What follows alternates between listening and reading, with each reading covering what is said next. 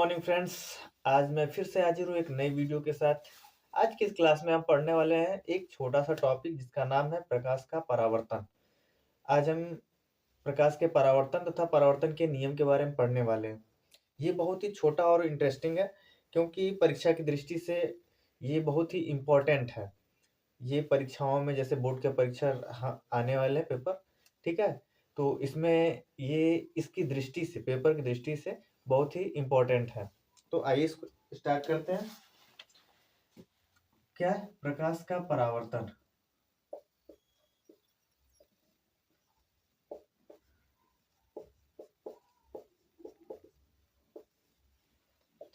इसको इंग्लिश में हम बोलते हैं रिफ्लेक्शन ऑफ लाइट, ठीक है। क्या बोलते हैं? Reflection of light. इसकी डिफिनेशन क्या होगी? आइए सबसे पहले इसके डिफिनेशन के बारे में हम जाने, फिर इसके बाद हम जानेंगे क्या प्रकाश के परावर्तन के नियम के बारे में। तो सबसे पहले डिफिनेशन क्या होगी?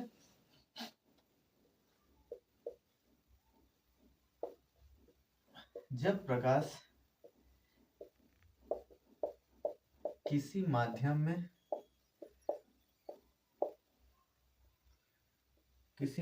में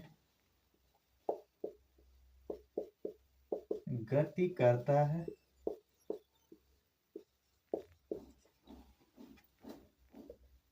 तथा किसी चमकदार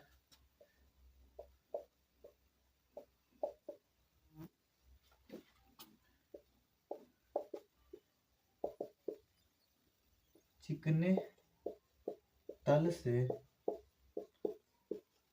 टकराता है तो वह पुनः अपनी उसी माध्यम में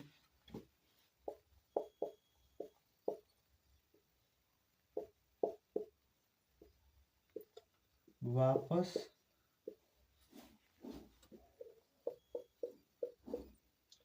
लौट जाता है। क्या होता है? वापस लौट जाता है। इसे ही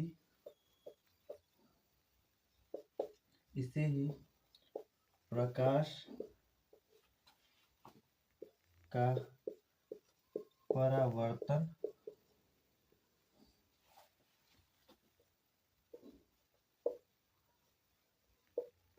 कहते हैं।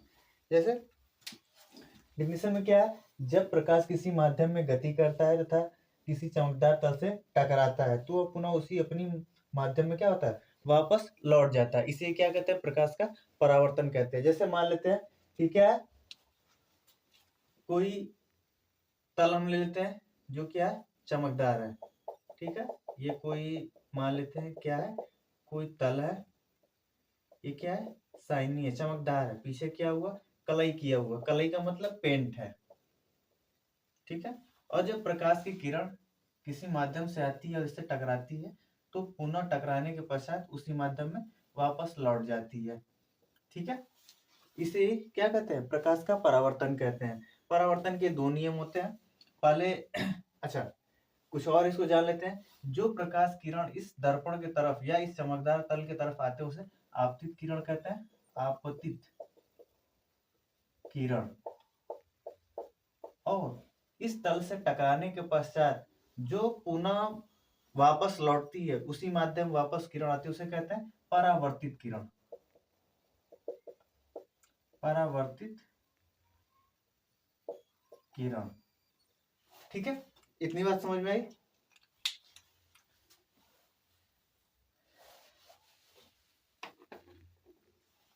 इसके बाद अगली हेडिंग है परावर्तन के नियम।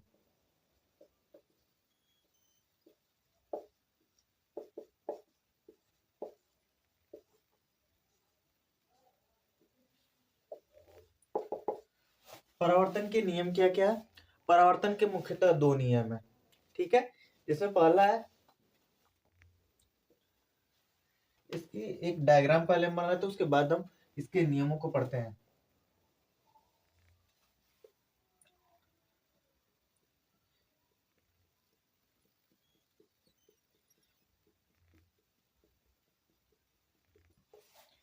ये मान लेते हैं क्या है, एक चमकदार तल है, इसको क्या बोलते हैं, चमकदार तल।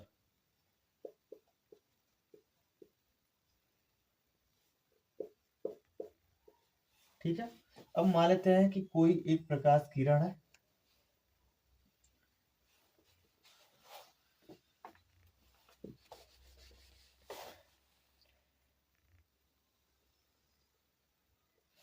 आई और इस तल से टकराई और वापस अपने माध्यम में चली गई।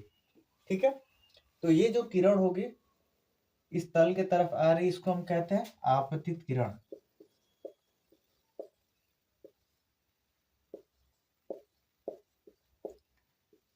ठीक है, इसके बाद इस तल से जो टकराकर किरण उसी माध्यम वापस जा रही है, इसको हम बोलते हैं परावर्तित किरण।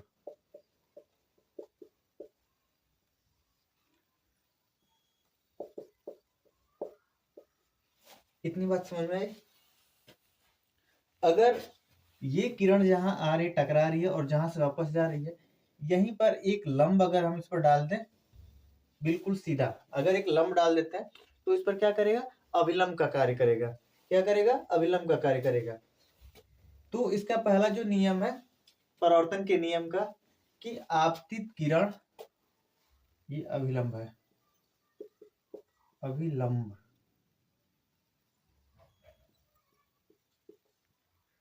इसको अभिलंब बोलते हैं।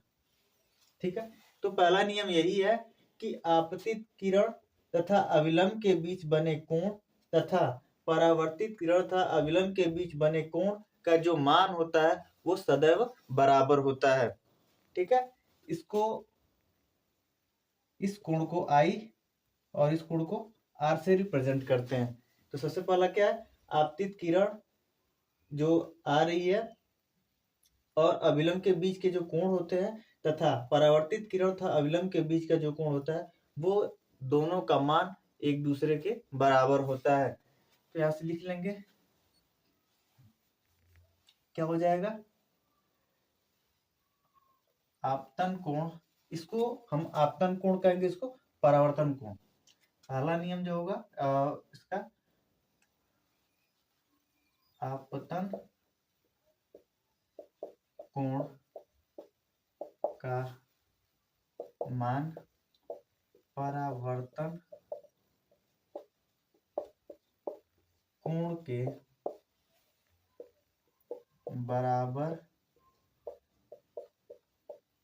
होता है। ठीक है, पहला जो नियम है कि आपतन कोण का मान ये परावर्तन कोण के मान के बराबर होता है। ठीक है, इतना समझ में आ गया।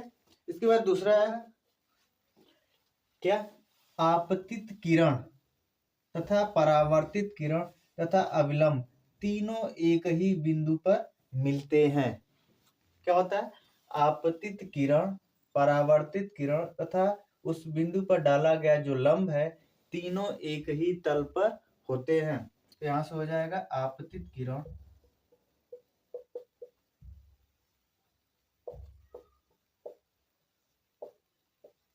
परावर्तित किरण तथा अभिलंब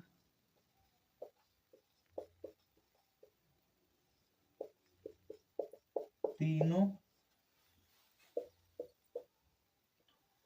एक ही तल पर स्थित होते हैं। ठीक है, इतनी बात समझ में आई। परावर्तन के नियम क्या क्या है, आपतन कोण का मान परावर्तन कोण के बराबर होता है। ये जो कोण है आपतन कोण इसको बोलते हैं, इसका मान इस परावर्तन कोण के मान के क्या होता है, बराबर होता है। ये परावर्तन का पहला नियम है। जो दूसरा नियम है वो क्या, आपतित किरण परावर्तित किरण आपतित किरण परावर्तित किरण तथा अभिलंब तीनों एक ही तल पर होते हैं। ये परावर्तन का दूसरा नियम है।